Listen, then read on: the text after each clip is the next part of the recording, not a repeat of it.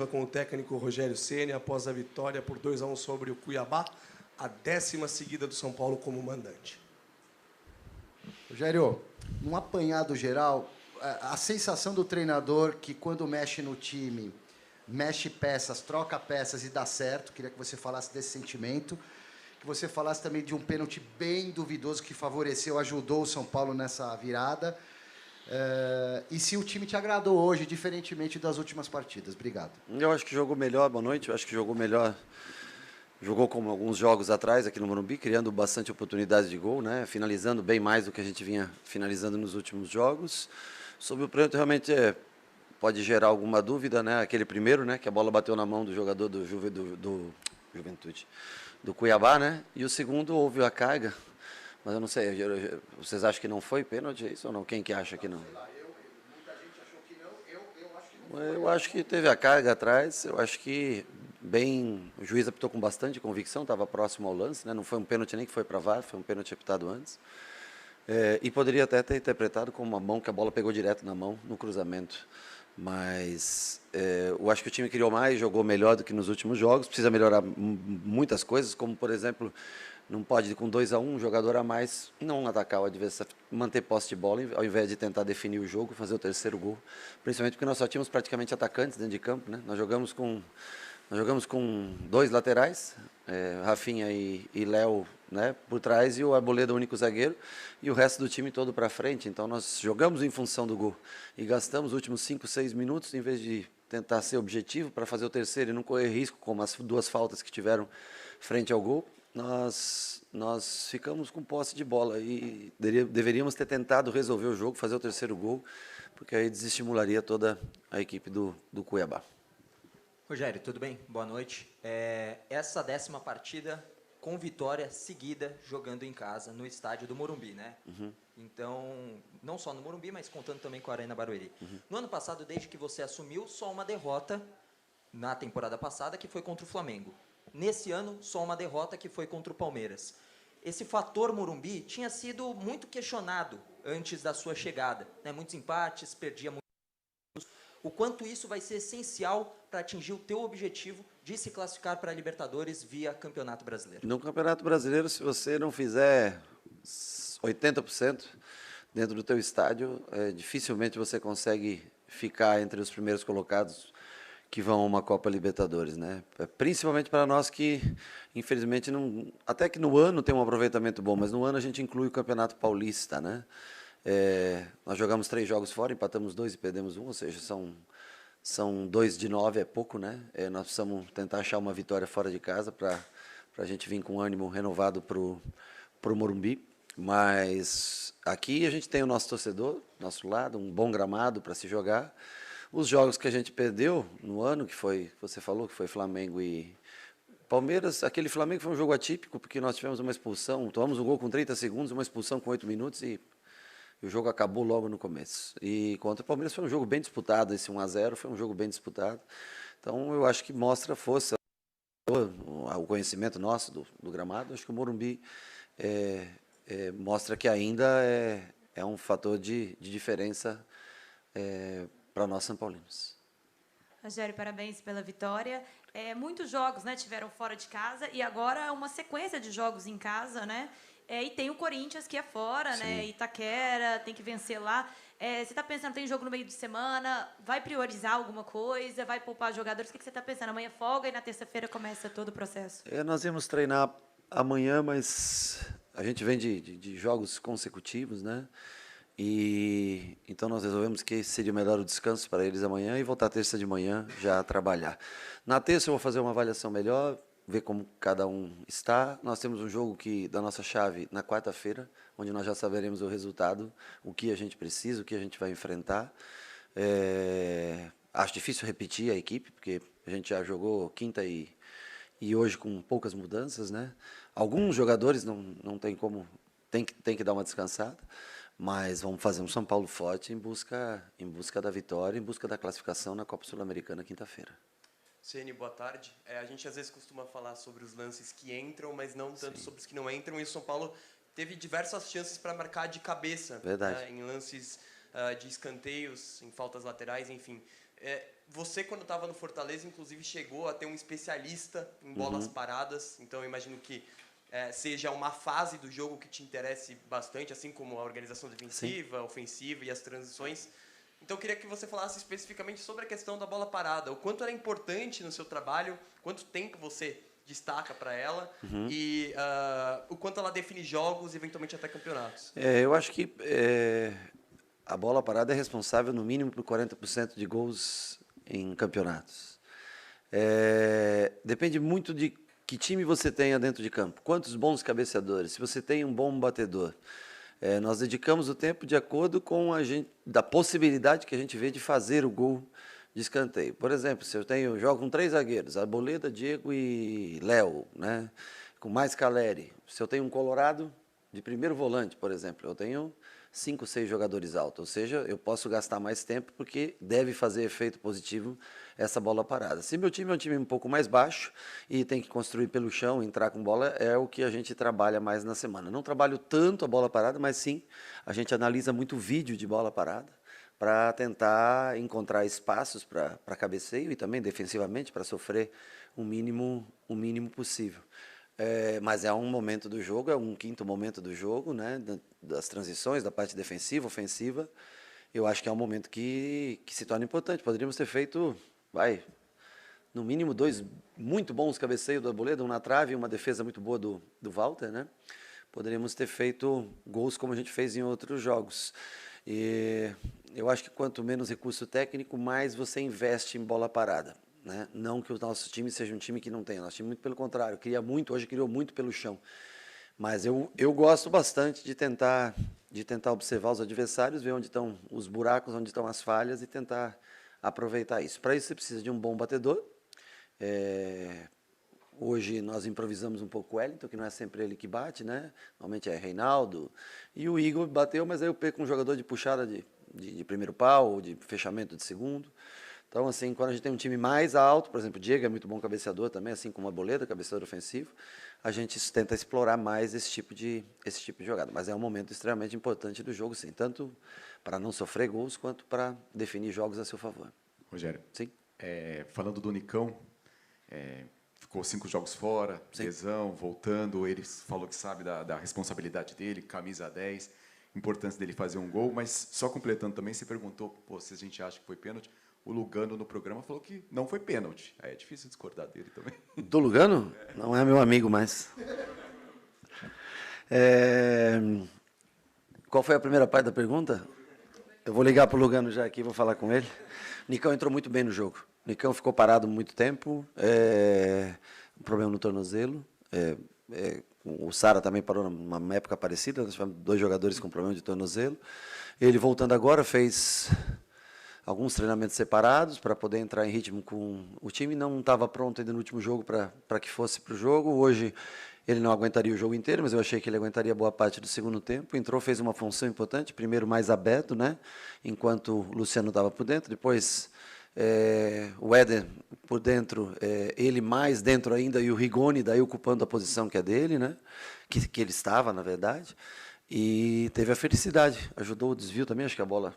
Tenho dúvida se ela ia na direção do gol, né? Ela desvia no jogador do Cuiabá e acaba entrando, mas independente disso, do gol, a assistência também que ele deu pro André, né? Ele foi participativo, muita virada de jogo, é um jogador que tem boa proteção de bola. Eu acho que foi talvez uma das melhores participações dele em jogos desde que ele chegou aqui. A gente espera contar mais vezes com ele dentro de campo, deu bons sinais no dia de hoje. Rogério, você citou outro personagem aí, o André Anderson. Hoje entrou bem, numa posição mais central, o Igor Gomes recuando um pouco mais. Queria te ouvir sobre o que você tem achado da evolução desse jogador, readaptação. O André Anderson, é uma pena a gente não ter a Sul-Americana para ele. Se a gente tivesse a Sul-Americana para ele jogar, ele estaria num estágio bem mais avançado. Então ele é um jogador que tecnicamente é bom, condução de bola, ele bate bem, ele tem boa finalização, arranque. Nós colocamos ele no segundo tempo porque nós vimos que nós dominaríamos o jogo, passamos o Igor para baixo, que tem melhor construção de jogo, e ele que tem jogando mais próximo dos 2 homens de frente, né? Eu acho que tem alguns ajustes para fazer da parte tática ainda, porque essa função que ele faz perto dos atacantes, quem normalmente faz é o Nestor, né, essa função, ela exige uma colaboração defensiva muito maior. Hoje, porque boa parte do segundo tempo o Cuiabá teve com 10 e facilitou um pouco esse trabalho. Então, assim, alguns entendimentos da parte tática ainda são necessários para que ele possa ter mais minutos para jogar. E eu, novamente, lamento não ter a Sul-Americana, porque senão tenho certeza que ele já teria se desenvolvido bem mais. A gente espera também poder, né, nesse rodízio de jogadores, usar cada vez mais o André. Boa noite, Rogério. Você citou a Sul-Americana. Queria saber como que está esse planejamento. Você falou que ainda precisa avaliar os próximos resultados, mas como é que está esse planejamento, considerando que logo depois da Sul-Americana tem também um clássico contra o Corinthians? O que a torcida pode esperar dessas equipes que vão para campo? Uma outra pergunta também. O Cuiabá estava contestando, além do lance do pênalti, a questão da expulsão do Jonathan Cafu. Queria que você avaliasse essa circunstância também. O que o Lugano falou da expulsão? Não foi? Eu achei que foi um lance... Eu achei que não foi proposital. Mas eu achei que se o Arboleda deixa a perna firme, quebrava a perna do Arboleda. Eu acho que foi um lance que ele foi... Não foi para machucar o Arboleda, mas acabou pegando de cima para baixo na cara. Eu achei que foi um lance bem... Eu achei que foi expulsão correta. E se o Lugano disse que não é para expulsão, aí eu já não sei mais nada, porque já que ele estava falando, né? Que para o Lugano pouca coisa era expulsão, na verdade, né? Gerard que o diga que era pouca coisa que era expulsão. E para o Corinthians nós vamos ter um time mais forte que a gente puder armar dentro das melhores condições. Por isso que eu digo que nós vamos analisar na terça-feira, vamos começar a formatar um time para quinta-feira. E na quarta tem o jogo entre Everton e Ayacucho. Ayacucho e Everton, na verdade, né?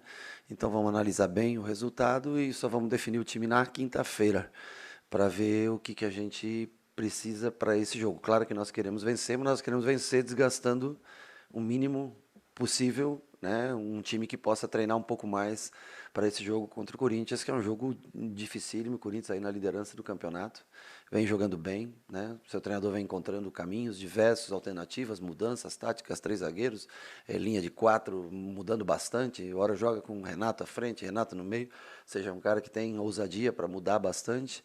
E nós vamos tentar achar o melhor São Paulo possível, porque nós sabemos do que vale um São Paulo e Corinthians, um Corinthians e São Paulo, onde quer que seja, tanto é que a gente ainda não conseguiu vencer o Corinthians na casa deles. Rogério, boa noite. Por ser o treinador e por conhecimento de causa também, depois da saída do Volpi, Sim. como que você enxerga a situação hoje dos goleiros do São Paulo? Primeiro eu quero agradecer o Volpi pelo profissionalismo. Eu nunca vi um cara treinar tanto, com tanto afinco, com tanta dedicação. Treinava muito todos os dias. Eu até falava para ele treinar um pouco menos, porque se eu treinasse o que ele treinava, eu não teria aguentado chegar aos 42 anos jogando.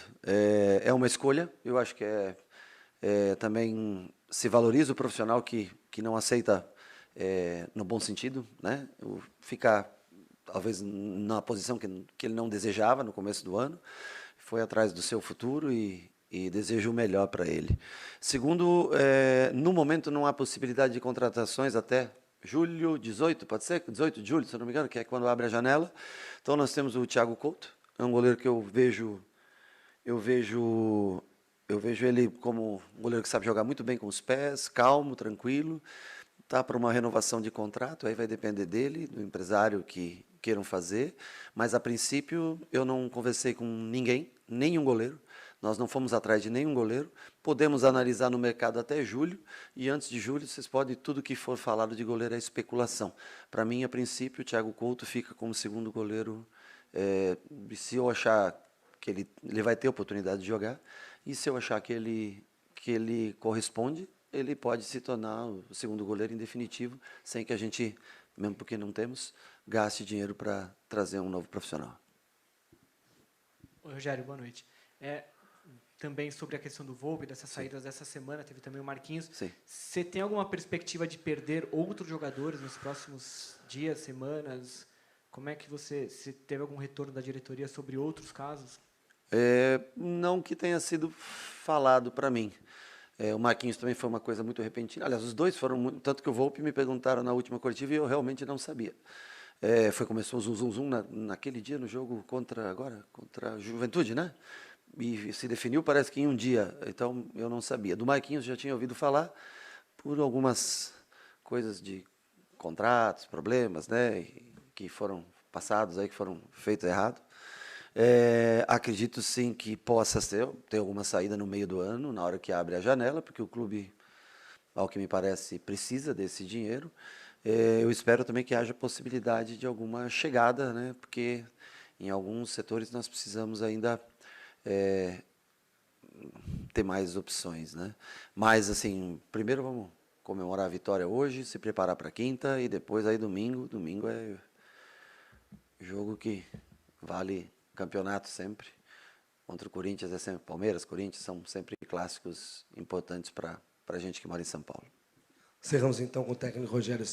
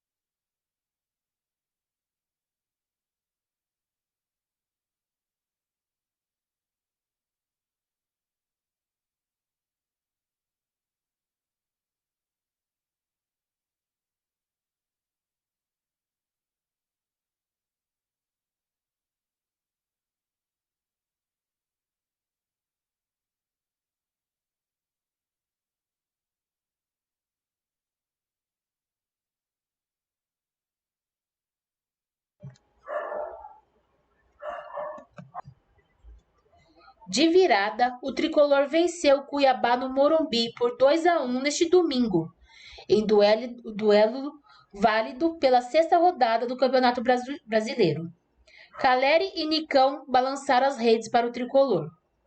O resultado deixa o time com 11 pontos no torneio nacional, se aproximando da ponta de cima da tabela de classificação.